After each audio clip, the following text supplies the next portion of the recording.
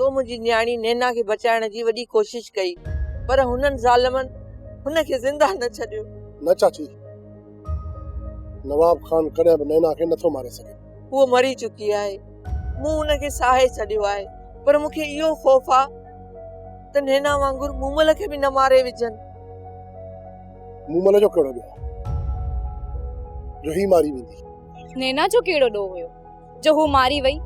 ॿुधाए मूंसां, ॿुधाए मूंखे। मां सम्झां थो, पर ॿुधायो त मां तव्हां जे लाइ छा थो करे सघां। जेकॾहिं तूं मूंसां शादी कंदे त मां बची सघां थी। मूमल, तूं त मीर जो प्यार आहे, तूं त मीर सां मोहबत कई, पोइ मूंसां शादी करण छो थी चाहे? मूं मीर सां शादी त करण चाही पे, पर मां उन सां मोहबत नाहे कई। जेकॾहिं तूं मूमल सां शादी कंदे न त मूमल बची पवंदी।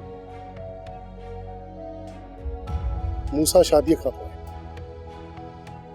तूं अञा वधीक मुसीबत में अची वेंदी। मूमल, इन खां वधीक मुसीबत न ईंदी जेका हिन वक्त असांजे मथां आहे। मूमल, मां तोखे ज़िंदगी में का बि ख़ुशी न ॾेई सघंदुसि। दुखन में भी मां तोसां गॾु हूंदसि मूंसां। बस इन मुसीबत मां मुंहिंजी जान छॾाए। असांजे रिश्ते जे लाइ न लीमो राज़ी थींदो ऐं न ई वरी नवाब खान। मां कोर्ट में भी हली तोसां निकाह करण लाइ तैयार आहियां, बस तूं मुंहिंजो साथ ॾे मूंसां।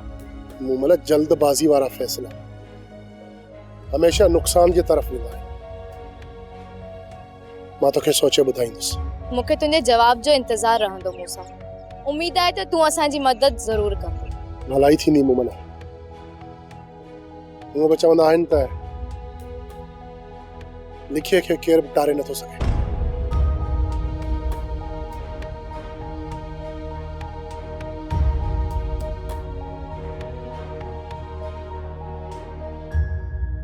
सोप सीरियल तकरार तमाम एपिसोड ॾिसो हाणे HD क्वालिटी में। विजिट कयो असांजो YouTube channel Sindh TV HD drama.